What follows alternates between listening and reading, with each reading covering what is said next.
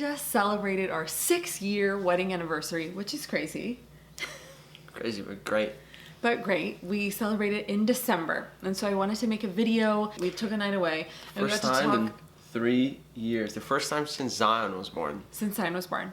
I mean, which is kind of That pathetic. we both weren't without the kids. Correct. The only time we ever left Zion together was to go have Jedediah. So we left Zion, but we had another child with us, and we were sleeping like 30 minutes at a time. So we went on a one-night anniversary trip, and we got to talk a lot about our marriage, and looking back on 6 years, to me it feels more like we should be celebrating our 3rd anniversary. I get that we have a 3-year-old, but like it feels like it's gone really, really quickly. I don't know about for you.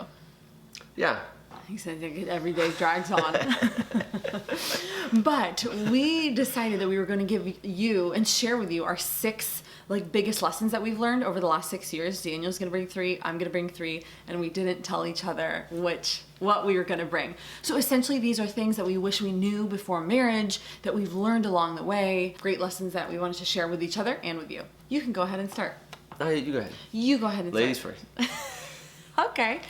Mine is about effort. A thriving marriage, which we try to upkeep, and a faithful family requires a lot of effort on both of our parts, giving a lot of effort in. And I would tell myself before I got married, the effort that you're going to put in, you could like lament it and go, oh my gosh, it's so much work and it's so hard and you really have to keep pouring out and pouring out and pouring out. Or you could rejoice in the ways that that effort is making you grow and bringing you closer together and making you a better person, which is part of what marriage is the path to holiness. We've shared that about that with you.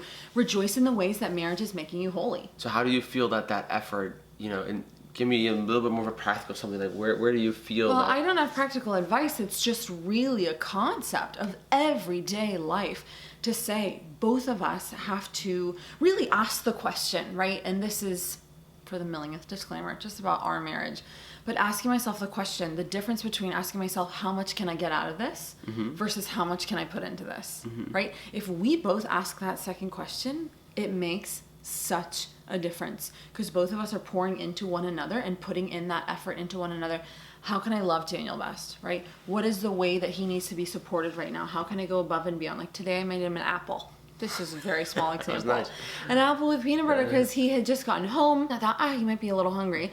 And so I thought, how can I love him? Well, right now, in this moment. It's the teeniest, tiniest thing of putting in effort, right? To like help our marriage to thrive and help you to feel loved. Yeah, I can see that. That's something that we both grew in. I know for myself, I had to really grow in as well. Just going into this and being selfish at times and stuff like that, and really putting in effort when it doesn't just come easy. I think that might segue into my first. Okay, perfect. And I've written mine so down. excited That's to why hear. I'm looking here. My first one was, being in love doesn't compare to true love. So I feel as we were in love, like when we were dating and when we were engaged and when we got married and the honeymoon phase and all that, I would describe that as being in love. You know what I mean? Like you really want to see each other constantly, want to be around each other constantly, all these different things, which I still obviously want to do. Sweet. But I totally get it. But you get where I'm going towards. Yeah. So, but I feel in love is so much different than true love. I think true love now. I knew when we were dating, we said, we'd, do anything for the other person and all that. But you really haven't experienced much together to make and say those things. Where now I feel 6 years in, like the love that we have now is so deep and so rooted, planted on the firm foundation around our faith and all that. Like I feel like it, it's unshakable. You know what I mean? Where being in love is where you're going through all these things and you're building that house. And true love is like that foundation and that house is like built. And now, you're growing up from there, but that's like brick by brick. Brick by brick, to build a beautiful cathedral. Exactly, yeah. It's very true. And people, people worry. Like when I was unmarried, I'm like, oh my gosh, like you're 6 years in, 7 years in, like what if you just don't have feelings anymore? And it's about cultivating that love that we share that isn't based on feelings, but it is based on the choice to love one another in sickness and in health, in good times and in bad. Yeah, exactly. Honoring the vows we said to each other 6 years ago. All right. Good one. Nice. My next one is that I would go back and tell myself, like, you think that you'll have 60 or 70 years, but you really don't know how much time you'll have. You talked about your No, keep going. It's funny because you're going to segue into mine. Seriously. I was like, why is he looking my God. Go ahead. Like when Daniel truly, I mean, you could say he almost died, right? With his pulmonary embolism, having 7 blood clots in your lungs is extremely serious. You just realize, oh my gosh. I really try to keep in mind that like Daniel truly could pass away next week, right? Memento mori, we've talked about that too. Remember your death, that this isn't forever. So we think, so often you can be in marriage and think like, oh, we have so many opportunities to forgive and to say you're sorry and do all these things. But really you don't know. You don't know if you have tomorrow to say, I'm really sorry for what I did, or I'm sorry for what I said, or to really put effort in to like our sacrament and the sacrament that we share. That's what I would say. Like you might get a year, you might get 10 years, you might get 60, but you just don't know. And you should treat it like tomorrow's it.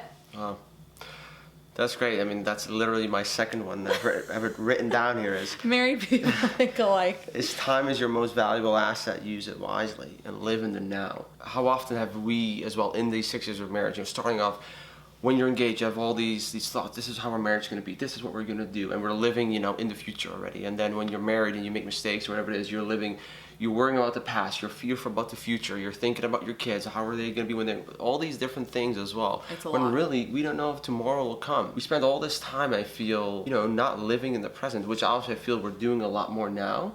But just in general, and that still happens to me on a daily basis. You know what I mean? Like your automatic, fear can come in, or hesitation, or you're unsure, or you have doubts, and whatever it is, and you're not living in the now. But by us really having that be just a reality of living in that, like tomorrow could be today could be your last day. Who knows if tomorrow even comes, and the blessing of that.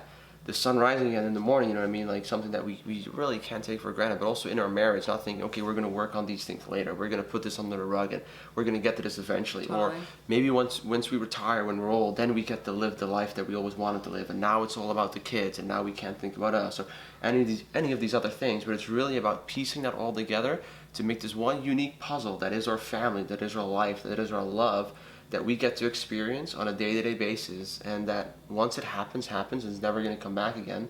And the beauty is we don't know what's going to happen. That's part of the adventure. Right.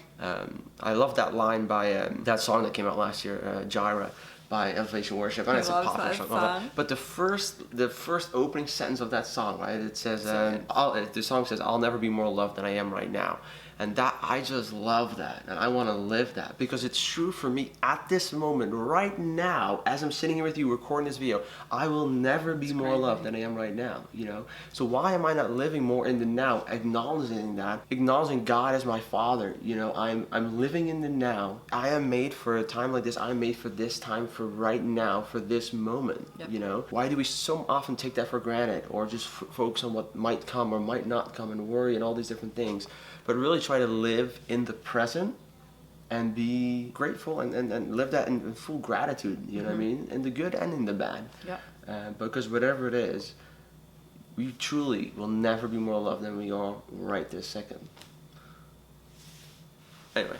All right, Preach. That's it. I'm wondering what your third one is, because if it's going to line up with mine, the people are literally going to think that we actually discussed beforehand, which we absolutely didn't. This is so interesting to hear. I always love hearing what you have to say, but it's really cool to hear what your lessons were. If you hear Zan in the background, he's in his quiet time, so he's like singing to himself and like talking. Yeah. But he is in his quiet time and he reads and things like that. My third one that I would tell myself before marriage, that I've learned about marriage, is that especially when it comes to childbearing, right? I'm a mom. My role in the parenthood aspect of our family, my role as mother, will look very different than Daniel's role as father, and that's a good and beautiful thing. Looking at the way my life has changed, right? I could also say, oh my gosh, and I've written posts about this on Instagram, right? How unfair that my body looks so different than when this all began and Daniel's doesn't, right? On our wedding day, his body looked a lot like it looks right now, a lot like it did on our wedding day. Mine doesn't. Mine has had 2 kids and 2 C-sections and all those things. And I could say, oh, how unfair, right? That I have this responsibility in our family. Or I could say, what an honor to have this responsibility in our family of being the one who bears the children, of being the mother, of having my body look so different than it did on our wedding day. I could really see, oh, how unfair, or like, oh, what a cool honor to be the woman in this marriage, to be the woman in this family who God has given us children, right? And I have borne those children. So yeah, just the difference in the roles that we have in this marriage, that they're good. Yeah. Well, I love that. That's great. Is that your third one?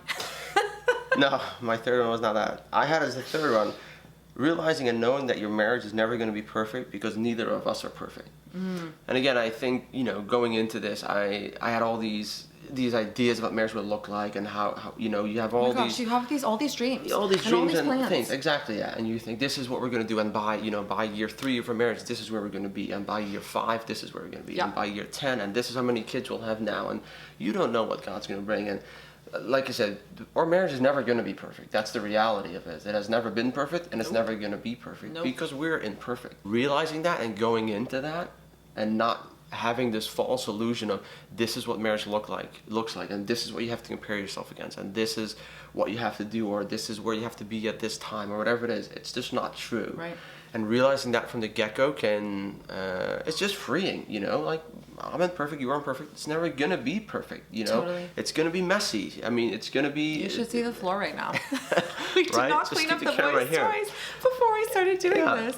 And I think that's such a good point, in that you or I, nor I, will ever arrive at a point where we love each other perfectly. Yeah. Because the only perfect love comes from the Lord.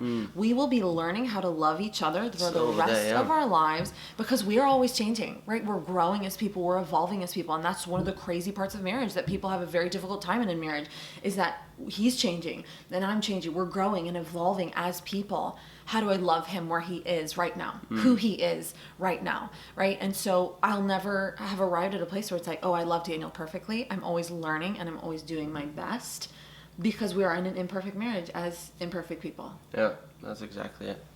It's funny because the pandemic, I think for a lot of people, it's given them kind of eyes to look at, like, what do we want for our lives, right? And what do we want for our family? Yeah. And what do we want for our marriage? And we're just praying that now too. Honestly and earnestly looking at, like, what does God want for our family? What does God want for us? Where is he calling us to serve? Where is he calling us to go? What is he calling us to do? And so we're always just looking at that 6 years in. It's not like, oh, well, the whole rest is mapped out. Like, you use the word adventure. It's this really an adventure if you let it be one. Yeah. To say, God, our marriage is yours, right? We made that covenant with you on our wedding day, right? It was the Lord and Daniel and myself. Yeah. Like, what do you want this to be? Like, how do you want our marriage to be a witness to the world? Yeah. And we hope that we can continue to, like, witness in our marriage for you guys. Yeah. So maybe to end on the prayer that we pray every night before we go to sleep, and we say, Jesus, we surrender all of ourselves to you. And then you say, take care of everything. Daniel says that first half. Jesus, we surrender all of ourselves to you. And I say, take care of everything. It's from the Surrender Novena. You might be familiar with it. But we just love that prayer, surrendering our marriage and our family to God before we go to sleep every single night. So that is all for today. Thanks for watching. Subscribe over here for more videos. We will have more coming at you. Thanks for watching.